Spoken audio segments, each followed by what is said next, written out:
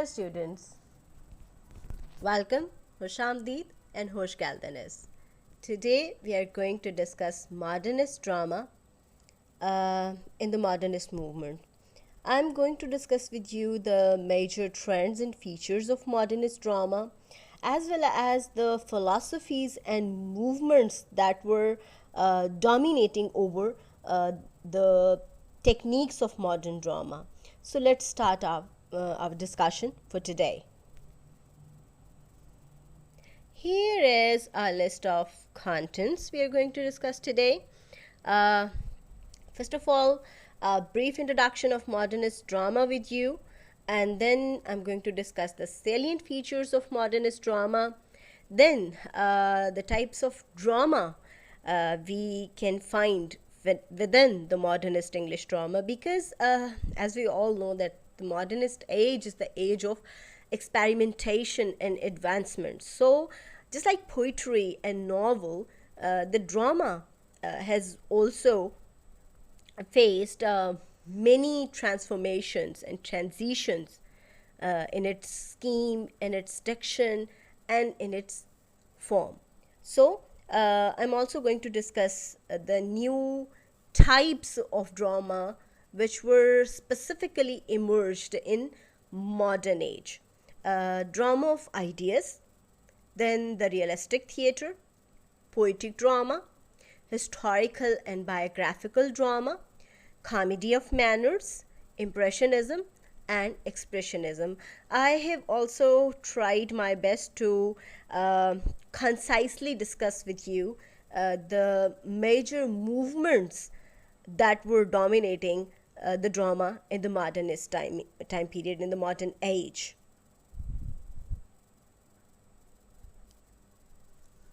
Drama, which had to suffer with a steep decline in the Victorian age, had re emerged with a new zeal in the modernist age. Yes, as we all know, that before this, the drama witnessed a transformation and rise during the Elizabethan time period, during the Renaissance time period, and after that, with the Puritanic emergence, or with the emergence of Puritan government, with the emergence of the Puritan ideas, the aesthetic activities were banned and the theaters were closed, and from here started the decline of drama in English literature. But it was re-emerged in the modernist age, and modernist age is also known as the renaissance of modern drama. Sometimes people confuse it that it's again the rise of the renaissance drama. No, modernist drama is totally different in its nature. So the modernist drama is totally different in its nature when we compare it with the dramas of previous ages, even with the drama of restoration time period. Although there wasn't any popular type of drama on that time, drama re-emerged, and it re-flourished itself in the modern age, and there are so many experimentations and so many forms of drama in the modern age, and it is over dominated with a lot of isms. Yes, as we all know that modernist isms have just circled the whole modernist literature, the whole modernist aesthetic domains. That is also the same case is also evident in the modernist drama, because modernist drama is also occupied by a lot of modernist philosophies, a lot of modernist isms, and I will try my best to discuss all those isms in drama. And Some of the modernist theaters, they were emerged in the first half of the new millennium in the 20th century, and some theaters were emerged in the postmodernist time period, and that was the time period of post World War time period. We were discussing the prominent features of modernist English drama and the movements and the trends that were dominating and that were prevalent in the modernist drama. So let's continue and let's come back to our discussion. Drama was revived with the greatest force and zest in the wake of 20th century, and the early half of the new millennium in the drama witnessed many new trends, features, and forms in the genre of drama. And this new swing, this new bloom of drama in modernist age was not less than novel and poetry in terms of its techniques and experimentations. Yes, if we find the poets experimenting with the form of with the form and diction of modernist poetry, we can also find the modernist dramatist also with working with or playing with the form and making experimentation with the form and diction and style of writing in the of the modernist drama. So there is a lot of experimentation and transformation in the modernist literature as well as in the modernist drama. It was really innovative in its form, diction, and in its representation. So, in the modernist time period, the drama and the whole lot of modernist literature, it is over occupied with the idea that the representation is the only reality. So, this very thing is evident in the whole modernist and postmodernist literature as well as in the modernist drama and in the postmodernist theaters. I have tried to categorize, or rather, better to say, I have tried my best to classify these transformational phases of English drama in three categories, in three phases rather. The first phase of modernist English drama was marked by the works of Norwegian and Irish playwrights. Yes, it wasn't initially written by the purely Britain writers and the playwrights, but the early the new bloom of drama is first witnessed in the plays of Henrik Ibsen and W.B. Yeats and Lady Gregory, and these are now some are Norwegian and some are Irish. So Henrik Ibsen, W.B. Yeats, Lady Gregory, and G.B. Shaw were the early dramatists of the modernist age. The second and middle phase of the modernist movement, however, the second phase is also conquered by these figures like G.B. Shaw and Henrik Ibsen. Let's discuss it in details. The second and middle phase of modernist English drama is consisted of consisted of the plays based on the Irish movements and social criticism. So these are the true prominent features of the second phase, middle phase of the modernist English drama, that it is showing a strong sort of spirit of nationalism, and the playwrights who belong to Ireland, they were definitely writing for their cause. They were writing for the Irish movement, like Lady Gregory, and the very famous play of one-act play of Lady Gregory is also the part of academia. It is The Rising of the Moon. So this is an example for defending the idea of nationalism and the Irish movement as the theme of the drama of that time, and secondly the social criticism. So during this phase, the modernist drama is seemed conveying the spirit of nationalism and social criticism. The third and final phase of the modernist English drama is based on the dramas of T.S. Eliot and Christopher Fry. These three categories of modern English drama show three different phases and hence reflect the multifaceted forms of the modern English drama. Let's come to the salient features of modernist English drama. I think I won't be able to cover the whole lot of isms and the salient features in the single video. In this session, I'll try my best to cover the maximum. But I think that I have to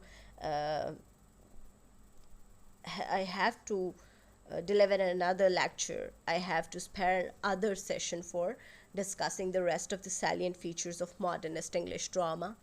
So, the first salient feature of modernist English drama is realism.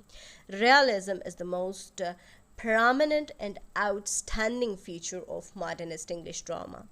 The um, secondly, the major dramatists of these early years of the 20th century were highly interested in naturalism and social Darwinism. Now, I have also discussed this very idea of realism, naturalism, and social Darwinism in details in my previous videos. Both of these things, realism and naturalism, we can find them going in parallel in the whole modernist literature, but in fact, they were not the same. By realism, they mean what was ideologically represented in the literature, what was the part of that society, what was the reflection of the contemporary society. But naturalism was emerged as a reaction against realism, and naturalism, I have also shared a session on naturalism. Naturalism in literature is known as social Darwinism, and as we all know that the slogan of this is based on the idea of the survival of the fittest. That means the more you're powerful, the more you will be able to survive in the society. So this phase of drama, and the dramatists of this phase, they were highly interested in social Darwinism and naturalism. So with the realism, there was another sort of ism that was going in parallel, and this was naturalism and social Darwinism. This was the major endeavor to deal with the contemporary problems of the modernist English life in a realistic manner. So this was their sort of realism. In fact, for a student of English literature, it is necessary to be able to distinguish between realism and social Darwinism. Apparently, they seem the same, but in fact, when you study them in deep and when you apply both of these concepts on the literature, they are in fact different in their nature, and they will bring different results in terms of research. It was Henrik Ibsen, the Norwegian dramatist, who had popularized the new attempt of realism in the drama of modernist age. When we talk about Henrik Ibsen as a dramatist, he is also one of those who are following the modernist isms. One of them, those isms, is realism. However, Henrik Ibsen has also followed a lot of other isms, like he's also considered an expressionist, because in his plays he has tried to highlight not only the problems of society, but he has also tried to target a few things, like the psychoanalytic struggle and the class system, and the division of classes in the society. Some sort of capitalistic sense is also evident in his plays. So Henrik Ibsen is the realist, because realism sometimes it is used as an umbrella term for covering the rest, because impressionism, expressionism, all of these isms, they claim to go towards realism. So Henrik Ibsen also worked on the psychoanalytic themes, he has also worked on the feminist themes, he has also worked on the Marxian themes, like the themes of socialism and capitalism in his place. So as umbrella term, realism covers everything. So he is one of the realist writers, one of the realist dramatists. He had attempted to deal with the issues of modern life in the realistic manner of his plays. A lot of other dramatists, they had tried to follow his footprints, and it is also said that G.B. Shaw was highly inspired of Henrik Ibsen, and Henrik Ibsen is also considered the father of modern drama. and he had tried to introduce a formal transition in drama, and that transition is the transition of drama from drama of action to drama of ideas. So Ibsen can be considered as the pioneer of the drama of ideas. This very form was later flourished by G.B. Shaw in his plays, because drama of ideas has certain features, and those features can be found working in full swing in the plays of George Bernard Shaw. Well, the example of the playwrights who followed the footprints of Henrik Ibsen, they were Robertson, Arthur Johns, Glassworthy, and George Bernard Shaw.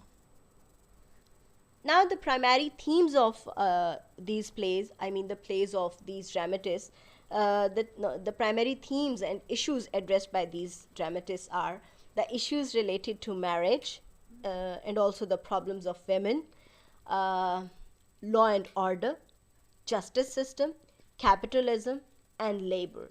These are the burning issues of the contemporary society, and they are also highlighted in the plays of these playwrights. These writers, they were attempted to use theater as a source of reformation of their society. According to their perception, by reflecting social issues, they were aimed to win the attention for social justice, for social reformation. For example, when we study the plays of Henrik Ibsen, particularly A Doll's House, it's an excellent example of the problems of women in the society, because Nora, the way she was suffering sexually, the way she was suffering to keep a balance, to maintain a balance, to win the social prestige a woman was needed on that time, it had ultimately injured her soul, and at the end she had just rebelled against everything, and she just broke that chain that was creating her a doll, and that, not a human. In fact, she at the end was transformed from a doll to a, means from a toy to a human being. So in this way, Henrik Ibsen had tried to represent the problems women were facing in their domestic life. So that's why Ibsen is also considered as a feminist writer. The next thing we are going to discuss is drama of ideas. Drama of ideas has just replaced the drama of action in modern era of English literature.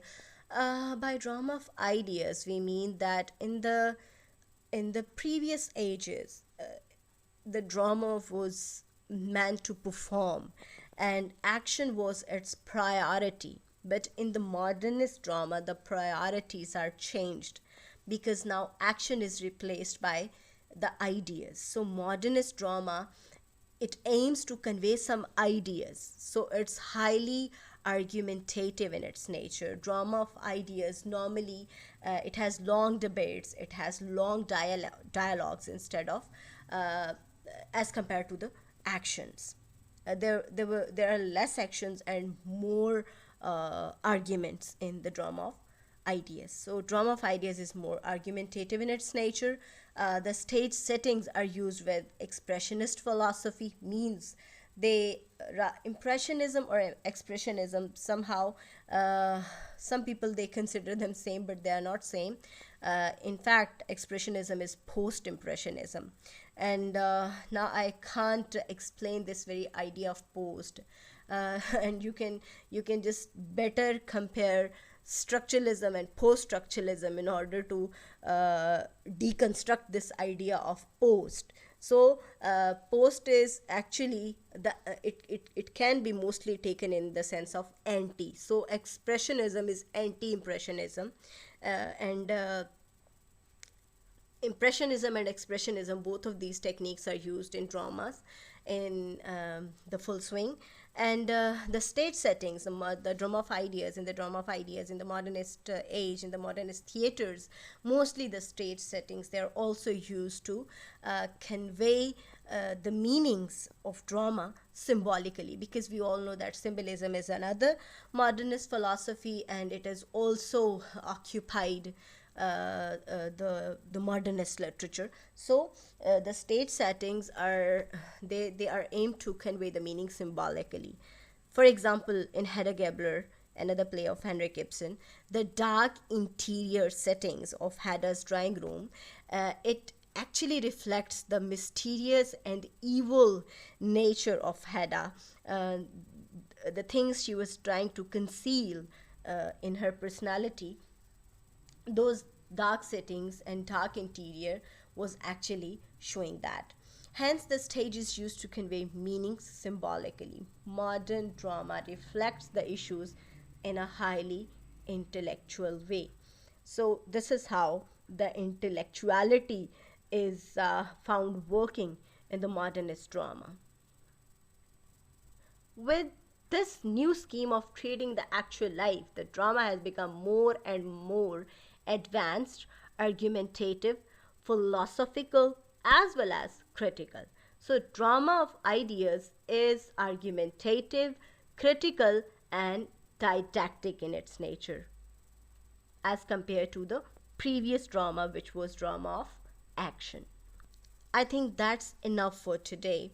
The rest of the discussion and the rest of the modernist features and dramatists we will discuss in our next session.